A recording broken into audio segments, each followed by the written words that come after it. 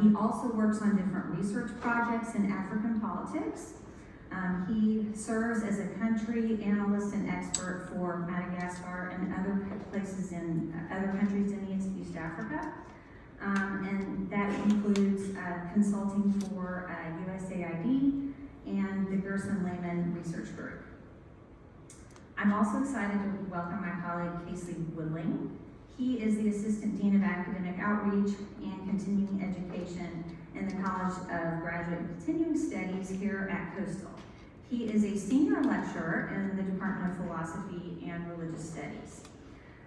He served as a Fulbright Scholar in Madagascar while he was a faculty member here at Coastal from 2016 and 2017. That grew out of his experience as a Peace Corps volunteer to Madagascar from 2007 to 2009. Sometimes we have students who are interested in the Peace Corps, so I know that Casey would serve as an excellent source of information for anybody who is interested in going down that line after graduation. So, let us welcome to the stage Dr. Casey Woodling and Dr. Adrien Ratsimbaharison.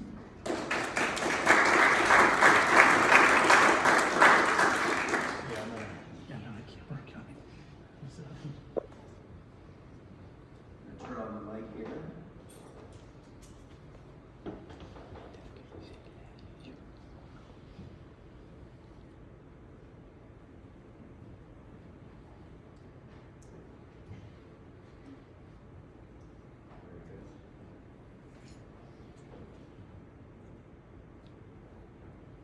Well, thanks to, can you guys hear me okay? Thanks to Jelena for the introduction. Is the mic working? Just keep talking. Okay. They'll fix it. Thanks to Jelena, Dr. Oxy for the introduction, and the Jackson Center team for hosting, and for everybody for being here. Very excited to talk to you all about African ethics. Dr. Ratsimbaharison is here in part because he and I are working on a book project that's all about Fihavanana, and which we'll talk more about today, and basically how it is applied, how it exists in Madagascar today.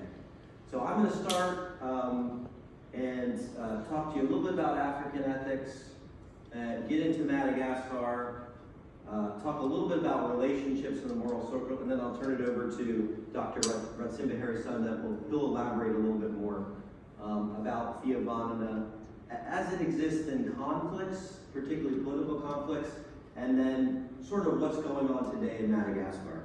But if we just take a step back from Madagascar and think about Africa, there is a lot going on in Africa. As we all know or should know, Africa is itself not a country but a continent. I think everybody understands that. But African ethics, you know, as somebody who's taught a lot of ethics at this university and some others, it's not something that's always on the syllabus. So I just wanted to say a few words about why are we talking about African ethics. You know, I don't know that many philosophers in the Western tradition, let me back up. I think most philosophers in the Western tradition have taken themselves to be uncovering objective principles, universal moral principles that apply to everyone. There's, you know, obviously a lot going on if you've taken an ethics class with the status of ethics. You might have talked about meta-ethics or something like that. But once people, you know, dive in and they're trying to figure out what are the ultimate or fundamental principles we ought to live by, no matter where they're from, you know, they're engaged in that enterprise to find the objective standard. You know, you might have heard of Immanuel Kant or John Stuart Mill. These folks they didn't do British or German ethics, right? They're diving in and trying to find out what the objective principle is. So I guess what I want to say is that's what African ethics is.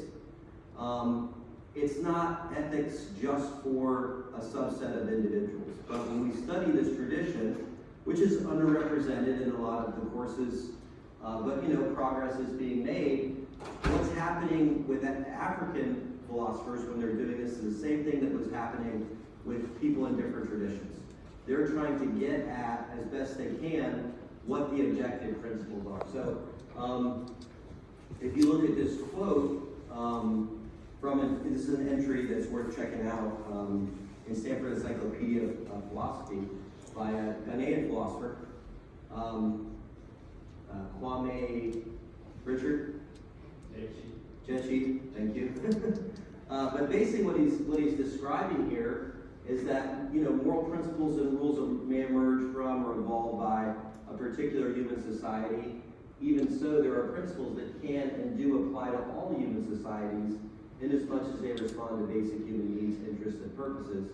When the Achaean moralist maintains, for instance, that to possess virtue is better than gold, or when virtue founds a town thrives and abides, he strongly believes that he's making a moral statement. He's enunciating a moral principle that transcends his own community and applies not to other towns in his nation, but indeed to all human societies. So we get some more information, basically in that vein, but that's how I want to encourage us to think about what we'll hear about Fihavanana and some other things from Madagascar, but other traditions in Africa as well, is that they're doing the same things that John Stuart Mill, that Immanuel Kant was doing in that search for the objective principles. But why bother? I'm going to get into Madagascar stuff, I promise, but why bother with this African ethics? And this is basically, in a nutshell, why I think why we should care about it and why it matters. Because studying African ethics is a way to examine different perspectives on the objective principle or principles. Just as people adopt to the moral norms of their times and place, which we all inevitably do, so do Western philosophers, American, British philosophers, people working in the Western tradition, adopt to the moral theories of their time and place. If philosophy is a discipline that seeks to examine issues from a multitude of perspectives, then African ethics is an area that cannot be ignored. So basically what I'm trying to say there is, as we've all experienced, you basically adopt, more or less unconsciously, the norms, the ethical norms that you grow up in. It's a mix of your family, your society, but we want to be worried about this happening, and that's fine, that's how it works, but we always want to be reflective and critical of those things. Same thing when it comes to studying philosophy more, consciously and purposefully. We want to be sure that we're not just adopting biases in a certain tradition. We get into African ethics, we get into these fresh perspectives, it's a good check against that.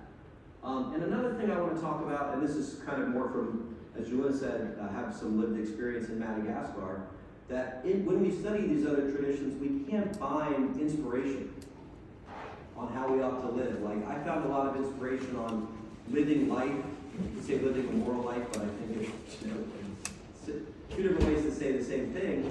By living in a community in Madagascar and observing how those people lived, how they taught, how they interacted with me, how they made me part of that community. So I think that's another benefit as well, is that you study these other traditions, you can find inspiration and motivation.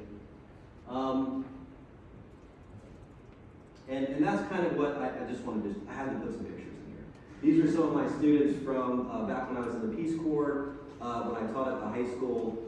I can't remember exactly how this happened, but they came to visit me in the Capitol when I was doing my Fulbright. So I must have been doing something right as a teacher that they came back.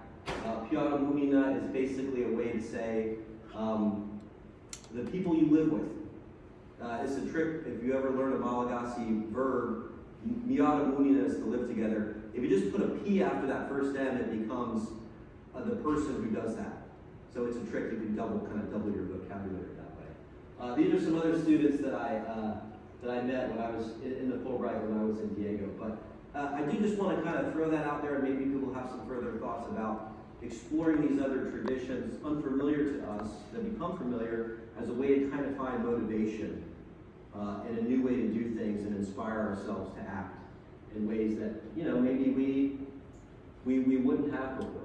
So to get into Fihavanana, this is really the dominant ethical ideal in Madagascar. And just to talk about the word itself, it comes from the word havana, which means family. Usually that's translated as friend or family in English. It's a substantive, so it basically literally means the state of friendship or the state of being a family. But a lot of people will say things like, you can't translate Fihavanana, and I think what they're saying is there's no word-for-word translation. The word-for-word translations fail. I offer this translation translation in a paper that I published in 2022, Fihavanana is a state of peace or harmony that people can achieve with others within their communities. It's modeled on the peace, harmony, solidarity, love, and closeness often seen in family ties. So Fihavanana is this kind of ideal state that we could achieve together, and it's modeled on the kind of closeness and bonds and affection that you see in a nuclear family. Now, there's different words. Angkuna is a word for nuclear family in Malagasy, but you often also hear the word Fihavanana, which is like a more extended notion of family. So, in this paper, I'm not going to run through all the detail, but what I try to do is to really talk about Fihavanana on different dimensions, because it's a dynamic concept. So, and it is an ideal. One thing that Adrien will get into is just it's a dynamic concept. So, and it is an ideal. One thing that Adrien will get into is just, does Fihavanana exist today? I had a lot of conversations over the years with Malagasy people, and they say, no, it does not. It's gone. There is no Fihavanana anymore. So what I've done in this paper is just kind of characterize it as an ideal, as something we can live up to and try to achieve. And what I used was basically proverbs, what Malagasy people call uabua. So this is in a way kind of, I think it's a good characterization of Fihavanana, but it comes down, it's passed down basically through ancestral wisdom. So I won't read through all of these, but you can see the proverbs given a literal translation, given an interpretation. You read these proverbs, and a lot of them are saying Fihavanana is absolutely fundamental. This is a common one. If you ask people to give you a proverb, Aleo veri si kalakalam karena tuisai veri si kalakalam Fihavanana, they're going to give you that one if you ask for a proverb on Fihavanana. And it's basically saying it's better to lose all your money than it is to lose your friends, or the basis of Fihavanana. That's like fundamental. It's more important than anything else. And you can see these other interpretations. It's not a short-term affair. People shouldn't make friends just for expedient purposes. And Fihavanana is stronger than money. So it's fundamental, and we think about how we're going to cultivate it. You see a lot of the proverbs talking about relationships, being able to experience some give and take, okay? This one says, Fihavanana is like a bad rope. If you pull it too tightly, it breaks. If pulled lightly, it comes undone. We have to be sensitive in our dealings with others, because really I think what makes that state of Fihavanana possible is our relationships with other people. So that's one thing I noticed in living in America versus Madagascar. People in Madagascar pay, and I'm not saying it doesn't happen here, but people in Madagascar pay a lot more attention to like the quality of the relationships. And they will go to, I don't know if extremes is the right word, but they will go to lengths to preserve relationships. If I have time, I can tell you a story or two. But that's one big difference, and you see that in this advice we get from basically the ancestors, from these proverbs that are passed on. Be cautious with others. We want to strive for balance, okay? Don't be too firm or too lax. There's a lot in Malagasy ethics about finding the middle ground. And then there's also things like disturbing Fihavanana. There's proverbs that caution against breaking the bonds of Fihavanana, how important friendship is. So we get a lot of advice about how we need to respect Fihavanana and not sever relationships that are so central to it. And then I think this is really interesting. Who does Fihavanana apply to? That's kind of what I'll get into next after the proverbs. And if you look at these, it basically says it applies pretty widely. The side of a stone is a stone, the side of wood is wood, the side of a friend is a friend. You're trying to, as best you can, keep extending that, right? I approach my immediate family, if I'm doing things correctly, with that spirit of Fihavanana, but how far can I take it?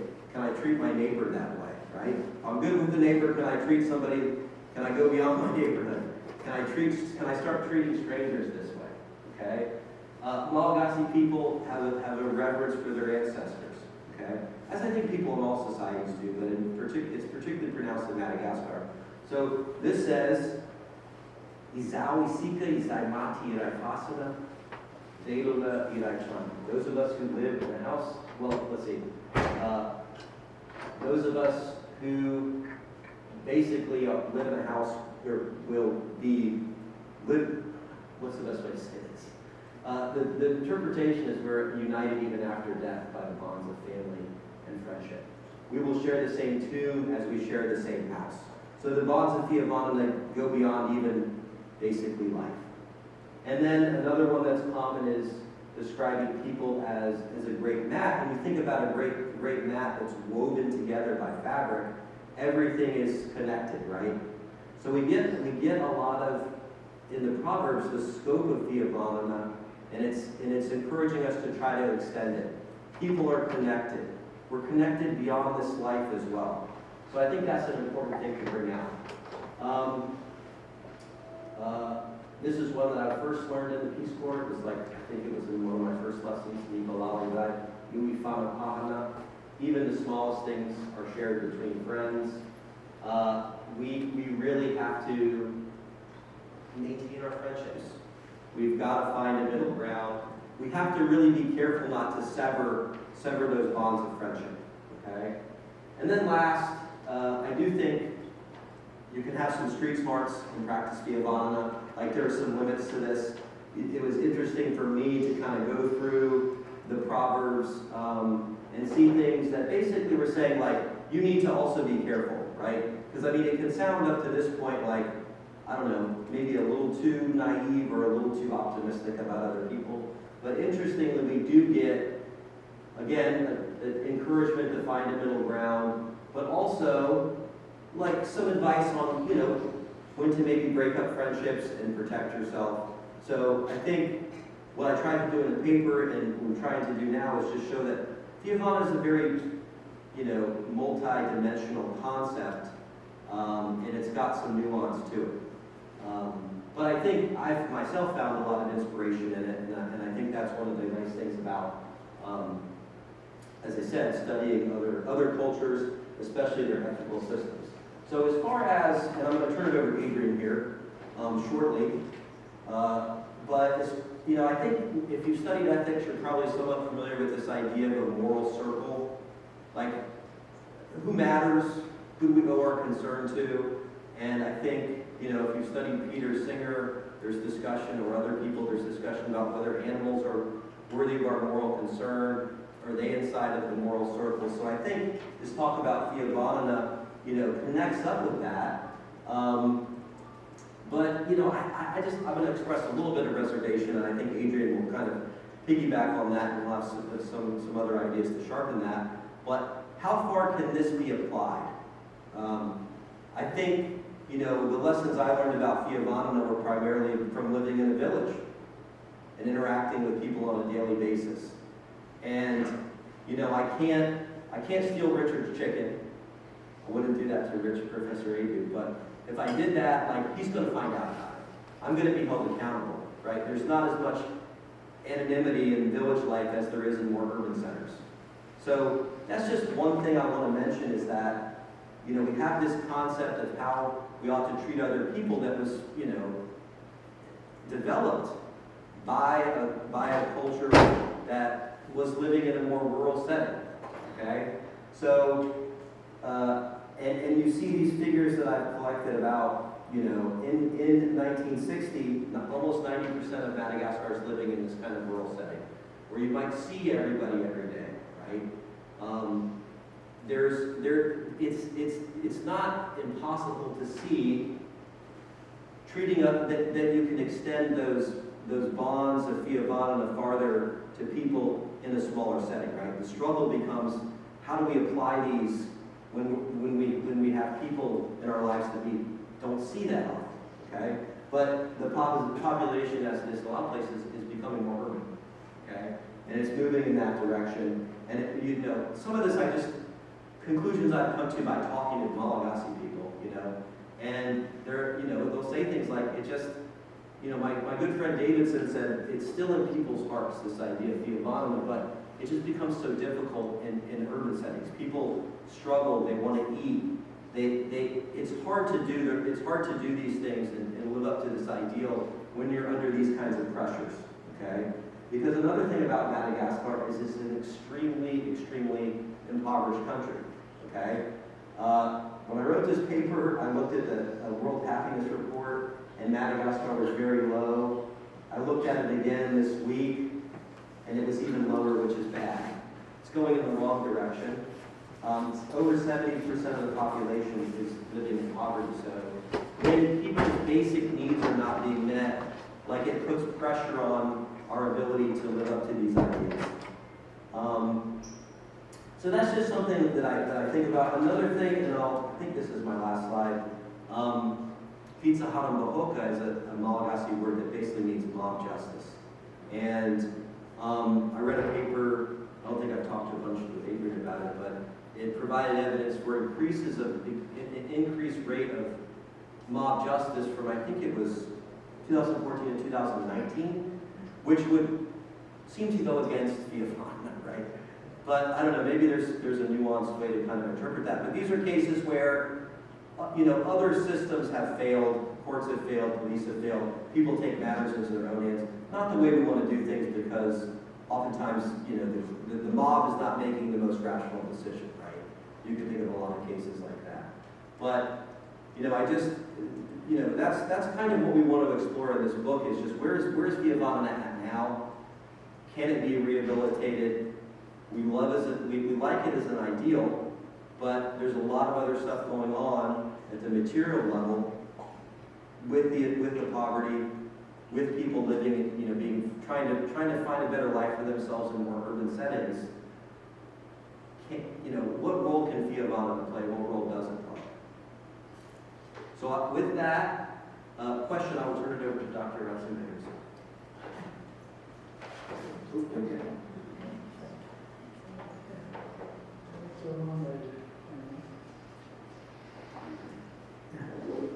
Can you hear me? Hello, everyone. Talking about Fihavanana after Casey is a challenge. I didn't study Fihavanana, but he did. I lived through Fihavanana as a child and then young man growing up in Madagascar. So I didn't really read about Fihavanana, but to tell you how I met professor here. We were using Facebook, and he's talking to some people to whom I was talking to. So that's how I know that somebody who went to Madagascar to study Malagasy philosophy, ethics, is around here. I live in Colombia, and he lives over here in Boulder Beach. And I came one day for a conference here, and I told him, you know what, I'm going to your campus, and maybe we should meet. But I did not. We didn't. We didn't meet at that time, but one day he came to Colombia and he told me, I'm going to your town, so can we meet? So that's how we met. And why we met and why we were cooperating, really having a debate about Fihavanana is that I never saw and I never read anything that was really kind of touching to me. He was one of the person who wrote about Fihavanana that I was interested. So I told him that, you are studying philosophy, I study political science, and you kind of, idealize too much this thing Fihavanana, but I, living through Fihavanana and, studying politics, maybe, we can come to a middle ground and, have some argument, but I didn't really, I didn't study philosophy for one, and even if I took some philosophy course, I was not very good at that. But that's for the story. So, Fihavanana in conflicts, I studied, like I said, I went to to the University of South Carolina at the time when they have this program called Government and International Studies. So it's really political science, but you may choose between, politics, straight politics, American politics, or going to study, other countries. So I did international studies, got my PhD there. After my PhD, I studied conflict, especially in Africa, and I had a research program on political stability. So it did not involve Fihavanana at all at the beginning. But now that I learn more about Fihavanana, I think that there's something there that we can use, from the philosophy to political science. There's something that we can use and try to understand politics better. And in Africa, you may have heard of the word Ubuntu or Ubuntu. Different people say it differently, but it's really about humanity.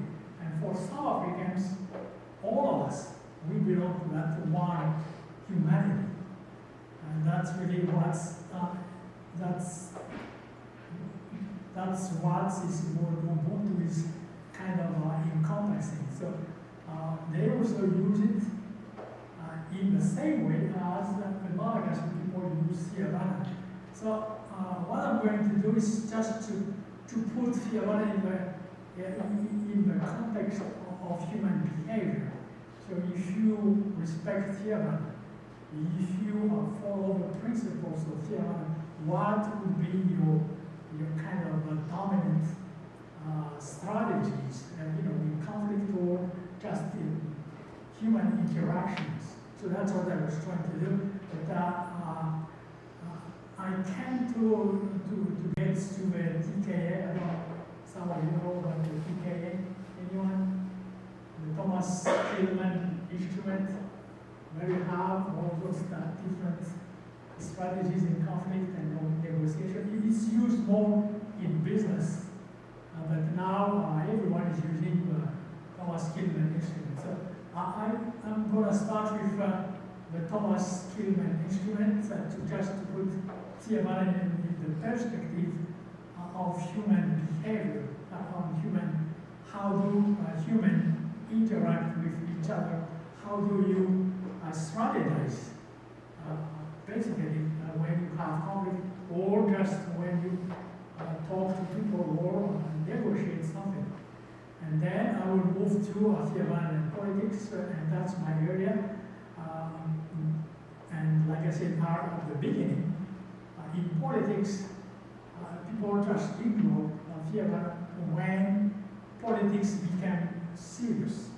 When the stakes are high, Fihavanana is no longer around. So I'm going to talk about that, and finally, what's the situation in everyday life, in the family, and in the community in Madagascar. So to understand Fihavanana, just from the perspective, like I say, of human behavior, let's take a look at the Thomas Tillman instrument. It's a framework or a measure to assess either you are more cooperative or less cooperative with other people. It also assesses on one dimension either you are more assertive, meaning are you really selfish in everything that you do, or do you care about other people's concern? So those are the two dimensions, and we can apply this, starting today, if you never know what the Thomas Tillman instrument. So based on those two dimensions, we can have in negotiation or in conflict three different dominant strategies. So let me start with people who are really selfish. They don't really care about anyone else. They just care about themselves, their interest, and they don't want to cooperate.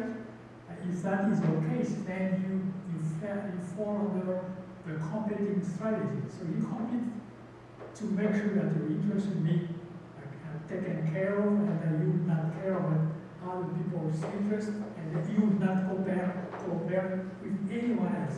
You would be competitive. The extreme. You don't really care about yourself, but you are very cooperative. That would be avoiding. No, that would be accommodating. So you care more about your interests, so that you are asserting on the X axis, not on the Y axis, but on the X axis you are cooperative. You cooperate with everyone, but you don't care about your interests. You are accommodating. I think these are the two extremes. But people who are, respecting Fihavanana, people who are leading the Fihavanana would fall under this strategy of compromising, which means they care about their interests, but not so much as to alienate other people. So they would cooperate with other people. So you have that middle ground. You may call that the golden mean of Plato. So using the Thomas Friedman instrument, we can come up with this categorization of behavior based on Fihavanana. So someone who is respecting really the principles of Fihavanana would really be less moderate, actually moderate in assertiveness, and also moderate in terms of competitiveness. So that's a golden mean. But you may be sometimes collaborating or accommodating, but definitely if you are, if you want to be in line with Fihavanana and you respect other people, you will not be competitive. So that's one way to understand Fihavanana in terms of behavior, either in peace or in conflict, and we can apply that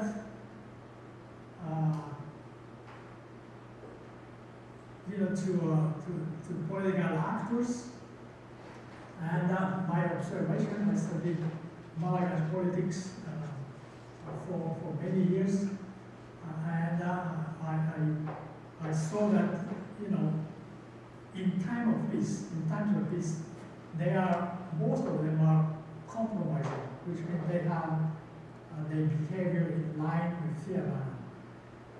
So they are moderate both in assertiveness and cooperativeness. And the objective in that sense would be to find acceptable solution that satisfy every party. But sometimes they may be also collaborating, which is not that bad also, because you can be assertive and cooperative and fully really respect both parties. So that's what they do during time of peace, but during times of conflict, in the situation of conflict, what they observe was that all of them are competing, and that means all of them are highly assertive and less cooperative. So that was the situation in the polygon crisis that I studied. There was a crisis in 2009.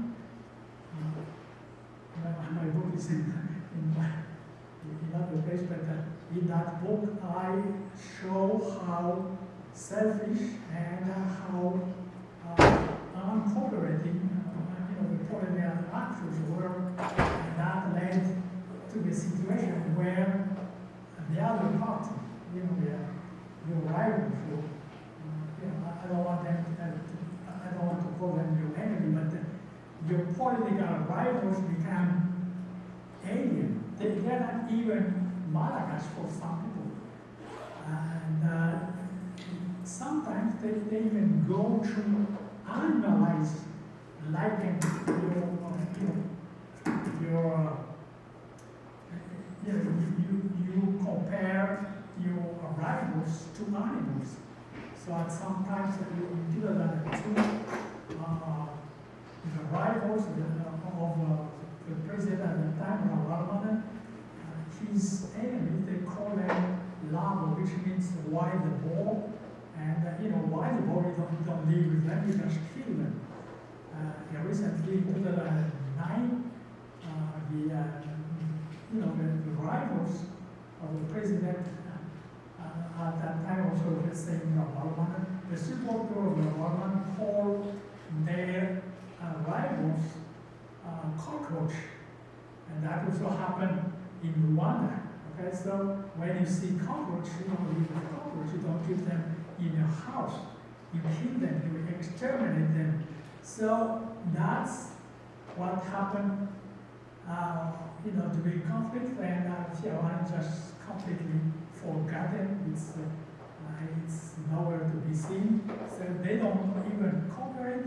They don't try, to resolve the conflict. So the conflict in 2009 went on from 2009 to 2013. So the Malagasy people were in limbo. They didn't have president. They have two presidents. One official, the other was not. And the other is legitimate, as they call it. The other is legal, and there's no solution. So nothing is really going on during 4 years. So that's the situation. That's what happened to Fihavanana in times of conflict.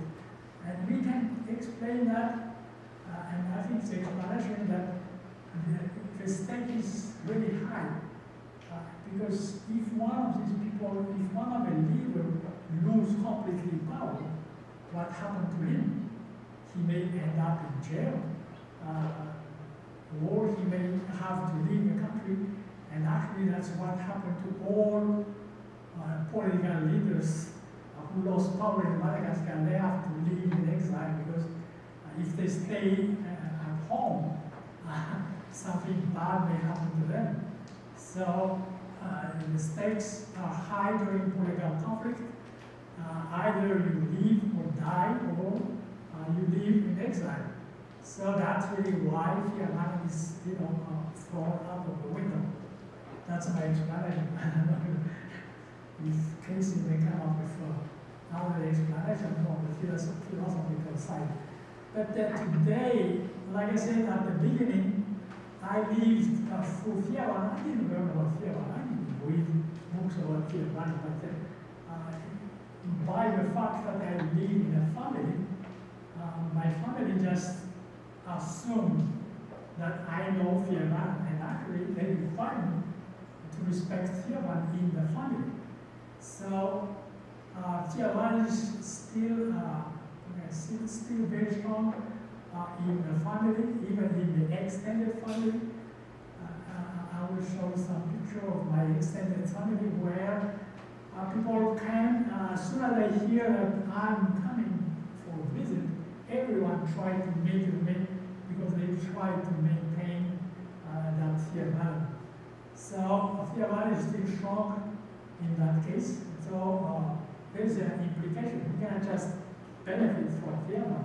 You also have to give something in return. So it's reciprocal. If somebody helps you, then you have to help other people. So that happens most of the time. When people are poor, they need money, they are sick, so they may need also help during sickness. During those times, they have in the family, in the nuclear family, or in the extended family, always try to help. And my explanation was so that, and this is something that I also read after I read Casey, I read other people, some people talk about social capital. Fihavanana is definitely some type of network, some type of social capital, and it's a safety net for people who are living in poverty. That's your way to survive. So if you are out of that safety net, you may not be able to survive. So that's one reason why Fihavanana is still strong. It's also strong because of the tomb. Casey talked about the tomb. Most people in Madagascar still use a family tomb with a lot of generation in the same space. So if you want to get in that that the space, that family tomb, you have to respect Fihavanana. So Fihavanana will make sure that not only you get access to the family tomb, but somebody will take care of you when you die, and that's very important for most people. So these are the reasons why Fihavanana is very strong in the family, in the small and extended family. When I talk about extended family, I'm talking about my cousins of my mother or cousins of my father. All those are still in that extended family. So it's not just my cousins, but even the cousins of my mom and dad. So that's a situation, especially in the high lands of Madagascar, where more people kind of living in a small space compared to the people in the coastal area where they have more space to live. So these are the member of my extended family in one city in Antananarivo, where I just came there in July. And here my extended family in Fihavanana. So I came from this town of Fihavanana, and each time I came, we have to have a party, and that's one of them here. And we eat together and dance together. So that's the Fihavanana in the family. But beyond that extended family, beyond the village, the region, and the nation, we still have Fihavanana.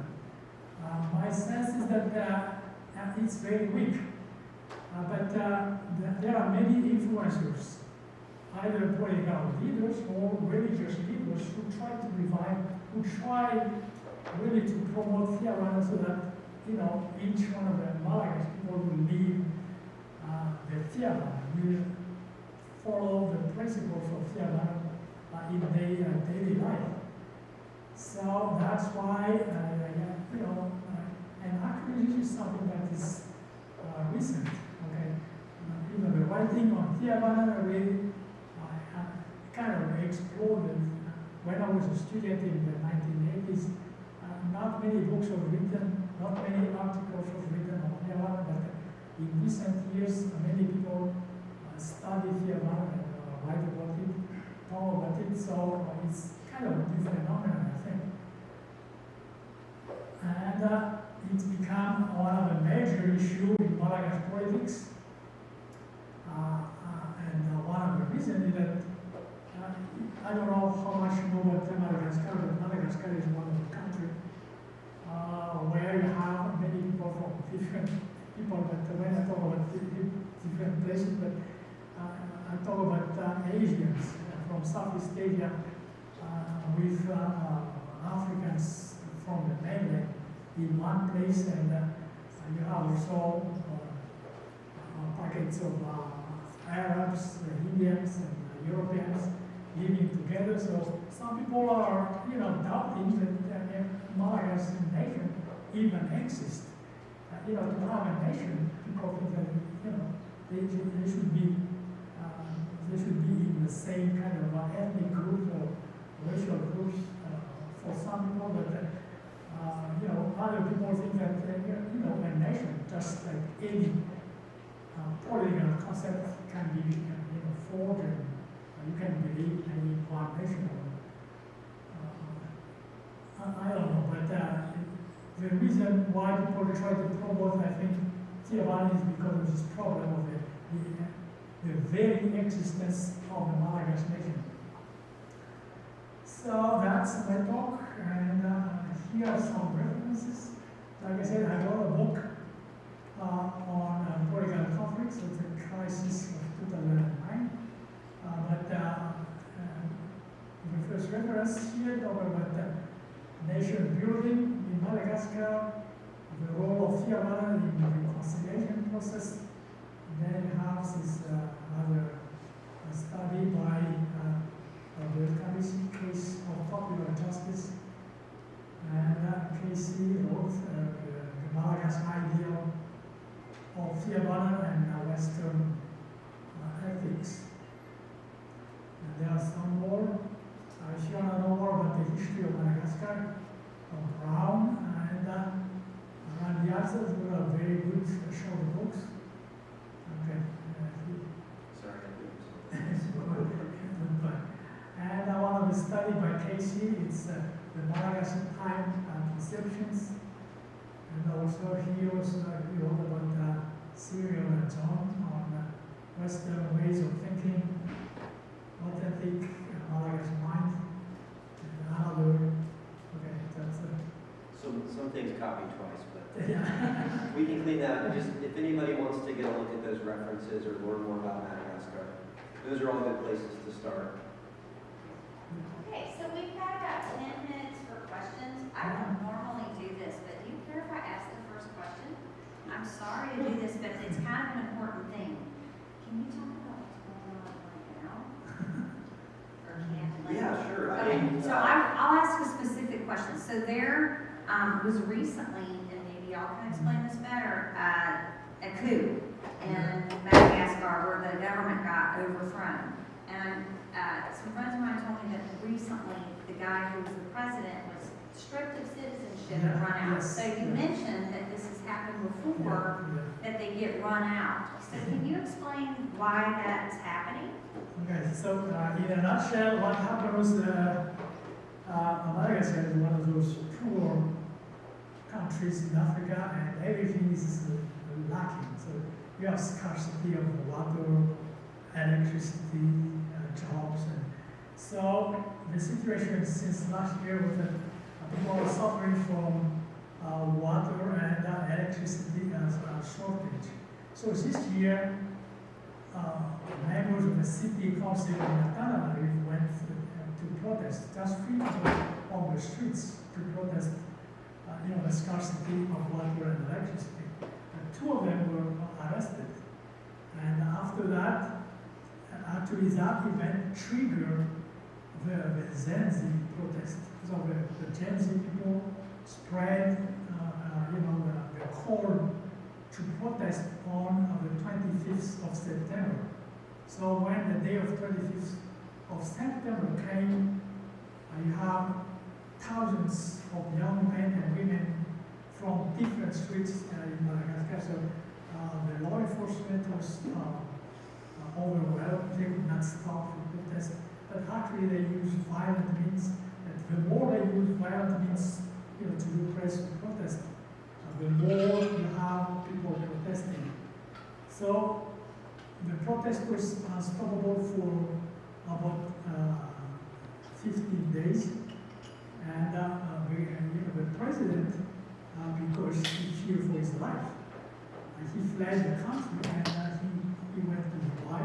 So he tried to govern the country from Dubai, and the court made a controversial decision. The High Court in Madagascar made a controversial decision to appoint one of the military leaders to be the president. So that's the situation right now. So the country is under military rule.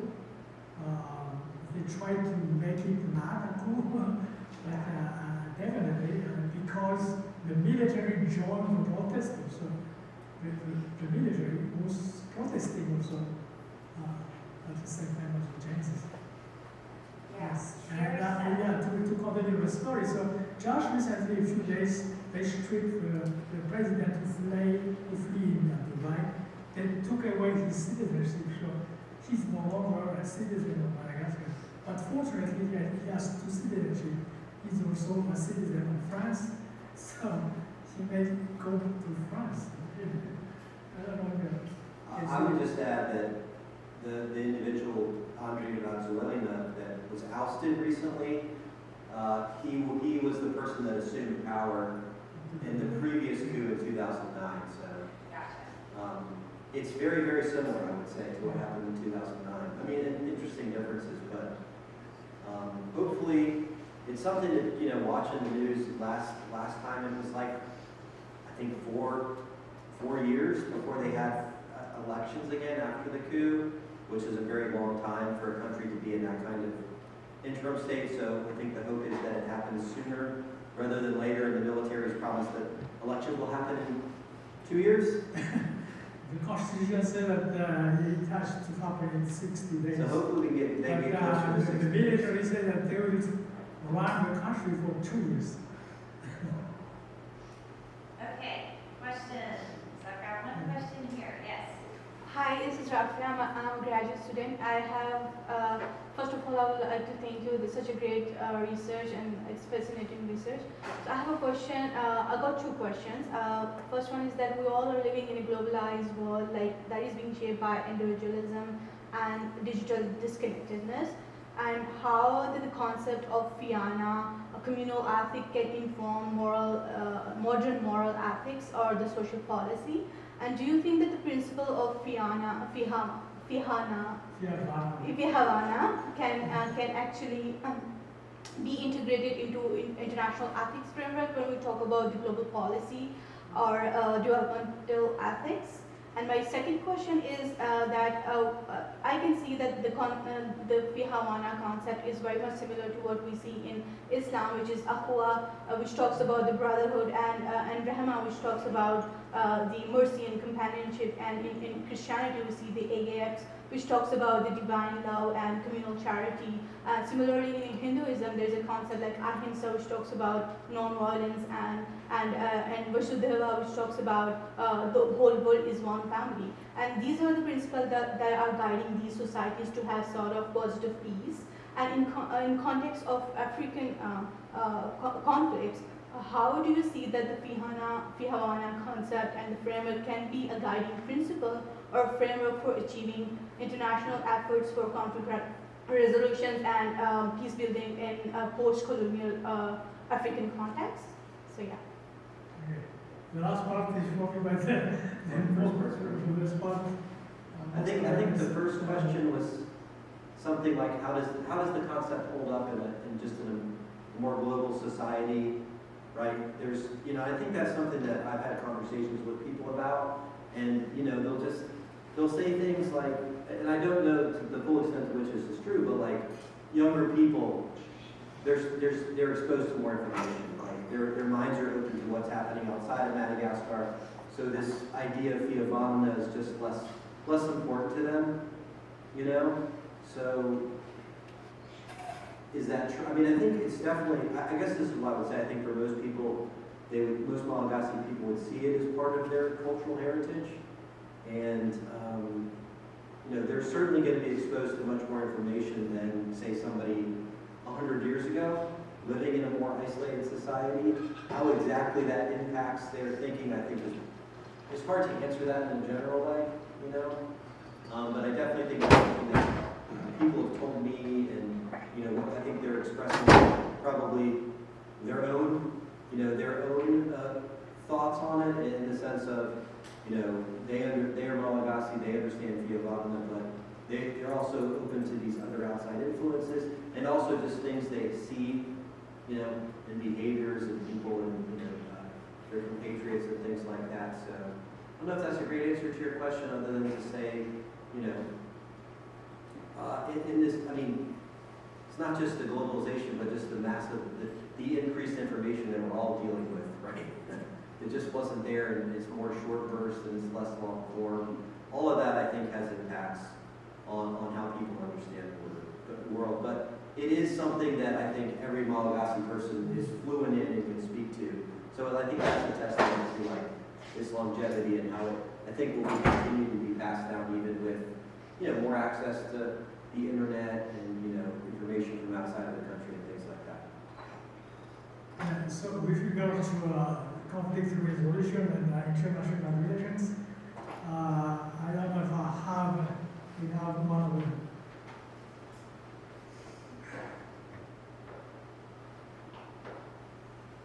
One of the reference, one of them is here, the Kaiba Nation Building, the role and place and role of Fihavanana in reconciliation process. So reconciliation process really started for conflict resolution, and you know there's a